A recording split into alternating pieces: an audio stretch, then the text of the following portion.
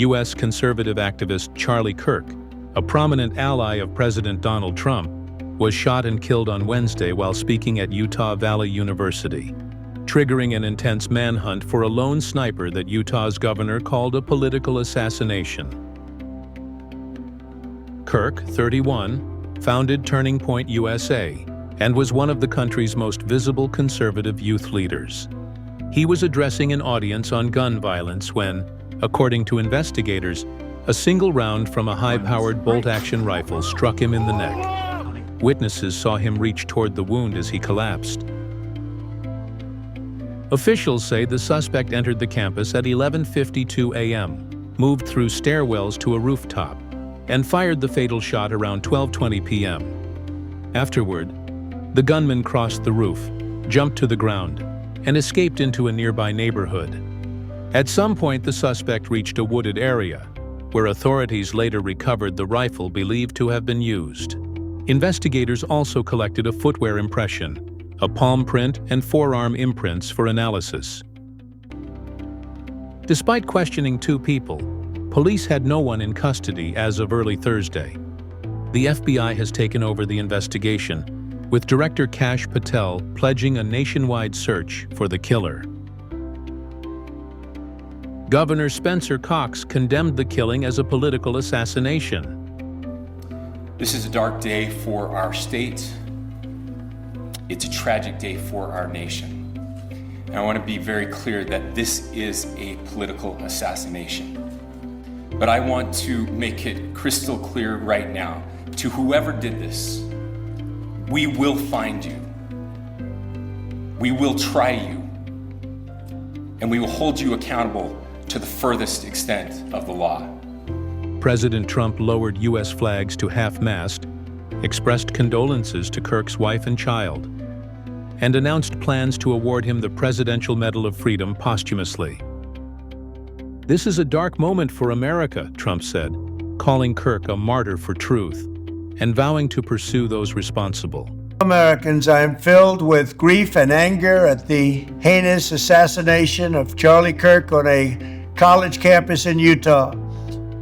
Charlie was the best of America, and the monster who attacked him was attacking our whole country. An assassin tried to silence him with a bullet, but he failed because together we will ensure that his voice, his message, and his legacy will live on for countless generations to come. My administration will find each and every one of those who contributed to this atrocity and to other political violence. International leaders also denounced the shooting. Canada's Prime Minister Mark Carney called it an attack on democracy. Britain's Prime Minister Keir Starmer insisted that political debate must remain free of violence. Italy's Giorgia Meloni described the murder as a deep wound for democracy, while Israel's Prime Minister Benjamin Netanyahu mourned a lion-hearted friend of Israel.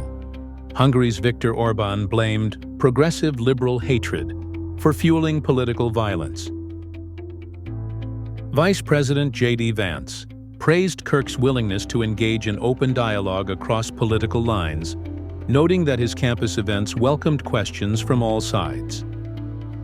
Before President Trump spoke at the 9/11 memorial service at the Pentagon, U.S. Defense Secretary Pete Hegseth offered remarks on Charlie Kirk's death, calling his life and faith a source of hope and praising his sheer courage.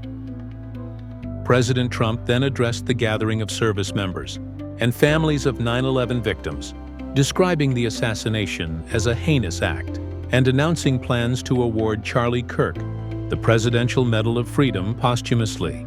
Trump expressed grief for Kirk's wife and child and assured the crowd that Kirk's voice and influence would live on. We miss him greatly, yet I have no doubt that Charlie's voice and the courage he put into the hearts of countless people, especially young people, will live on.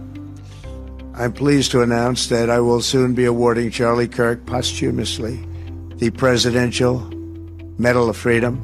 Friends and supporters recalled Kirk's outspoken opposition to issues such as abortion, human trafficking, radical Islamism, and cancel culture. Just days before his death, he warned of a globalist menace during a speech in Tokyo, part of his first Asia tour. Authorities continue to search for the gunman as tributes pour in, and political leaders call for an end to violence in public discourse.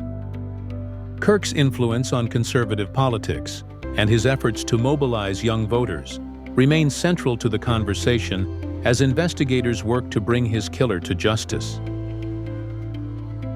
That's all for now from Global Pulse Unplugged. Stay sharp, stay informed, and we'll see you next time.